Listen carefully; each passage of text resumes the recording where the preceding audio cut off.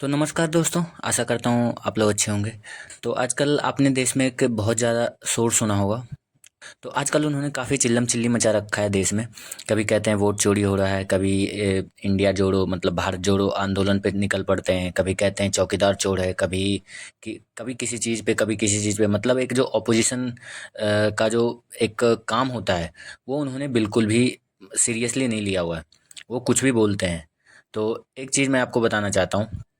उनकी जो मम्मी है, फिलहाल तो सोनिया गांधी के नाम से जानी जाती है, लेकिन उनका नाम जो है एंटोनियो माइनो था। वो इटली से बिलोंग करती थी। तो उनके बारे में एक फैक्ट बताता हूँ।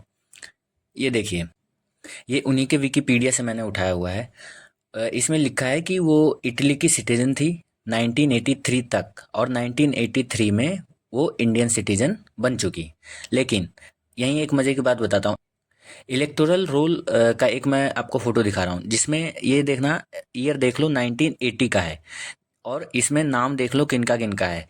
इंदिरा गांधी जी का है, राजीव गांधी जी का है, और साथ में सोनिया गांधी जी का भी है। तो मुझे एक बात बताइए सर, आप 1983 में इंडियन सिटीजन बनते हैं, लेकिन आपको जो वोट डालने का अधिकार है, आपका जो वोटर लिस्ट में नाम है, वो 1980 में ही आ जाता है। तो आप समझ सकते हैं, जो बेसिक एक रिक्वायरमेंट होता है, जो बेसिक एक क्राइटेरिया होता है फुलफिल करने का, वोट वोट करने के लिए, वही आपने फुलफिल नहीं किया। आप तो इंडियन सिटीजन ही नहीं हैं, तो आप 1980 में आप कैसे वोटर लिस्ट में आपका नाम आ गया। अच्छा, अब आते हैं सेकंड पॉइंट पे। सेकंड पॉइंट ये है कि राहुल गांधी जी अभी काफ़ी दिनों से ऐसा कह रहे हैं कि जो ईवीएम है वो बीजेपी हैक कर लेती है, ईवीएम हैक होता है, वापस से बैलेट पेपर पे आना चाहिए। आपको मैं 1989 की बात बताता हूँ, जब राजीव गांधी की सरकार मतलब सत्ता में थी। तो जो ईवीएम मशीन है वो उस टाइम के चीफ इलेक्शन कमिश्नर ने ही इंट्रोड्यूस किया था, और राजीव गांधी जी के कहने पे ही इंट्रोड्यूस किया था। तो उस टाइम पे उन जो अभी ऑपोजिशन लीडर हैं, हमारे हावर्ड रिटर्न जो हैं, वो अभी चिल्ला रहे हैं कि ईवीएम है कि ईवीएम है कि वापस से बैलेट पेपर पे आ जाओ। उस इनके पिताजी अपने टाइम पे कहते थे कि बैलेट पेपर नहीं, उसमें दिक्कतें होती है, ईवीएम पे आना चाहिए। तो पिताजी सही है कि बेटा सही है, मुझे ये समझ नहीं आ रहा। उसके बाद तीसरा पॉइंट मैं ये कहना चाहूँगा कि राहुल गांधी जी, एक तो मुझे समझ में नहीं आता कि ये मतलब बयानबाजी आप किसके कहने पे करते हैं। अगर आप अपने कहने पे करते हैं तो फिर मुझे समझ नहीं आता कि आप क्यों ऐसा करते हैं।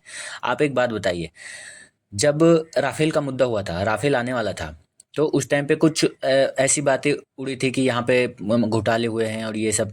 तो उस टाइम पे इन्होंने रिमार्क्स शेयर किए थे नरेंद्र मोदी के ऊपर कि चौकीदार चोर है, जिसके लिए इन्होंने कह तो दिया, लेकिन बाद में इनको कोर्ट से माफ़ी मांगनी पड़ी। अब एक बात बताइए, आप ऐसा करते ही क्यों हैं, ऐसे ऐसे ऐसे काम करते ही क्यों हैं। फिर दूसरा, एक अग्निवीर पे इन्होंने टिप्पणी की थी। अग्निवीर पे ये टिप्पणी की थी कि किसी, मुझे लगता है ऐसा कि जो अग्निवीर का उस टाइम पे जब हुआ था, तो एक किसी जवान मेरे ख्याल से शहीद हुआ था, तो उसको मुआवजा नहीं गया, ऐसा इन्होंने झूठ फैलाया था।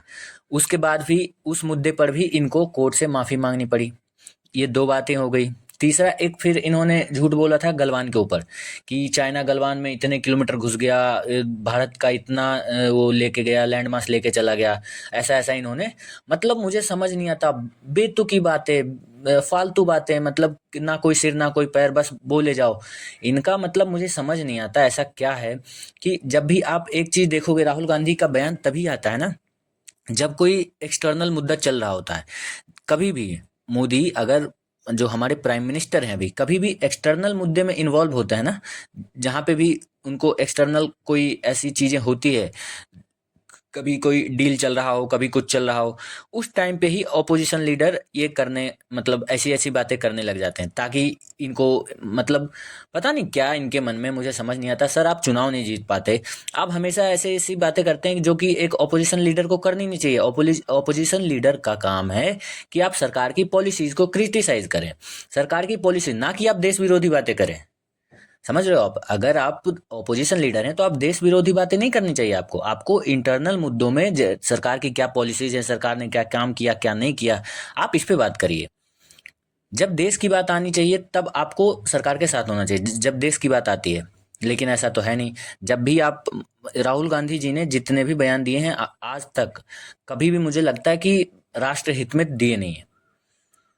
अब एक बात बताइए, जब ऑपोजिशन लीडर आप ऐसा सोचेंगे तो आप कैसे चाहते हैं कि हमारी सरकार आए? आपकी सरकार तो ऐसे आएगी नहीं, राष्ट्र विरोधी बातें करते हैं आप। तो यही 2-3 बातें सर आपको ध्यान रखनी चाहिए। राहुल गांधी जी, पता नहीं मुझे, हार्वर्ड रिटर्न तो हैं, कहा तो जाता है ऐसा। पता नहीं हार्वर्ड वाले ऐसा मानते हैं नहीं मानते, मुझे नहीं पता। पर ये तो ऐसा मानते हैं कि मैं हार्वर्ड से पढ़ा लिखा हूँ। अब इतना पढ़ लिख जाने के बाद भी अगर ये हाल है तो भाई, मुझे नहीं लगता पढ़ाई लिखाई से कोई फ़ायदा है। हालांकि खैर छोड़ो, मुझे क्या।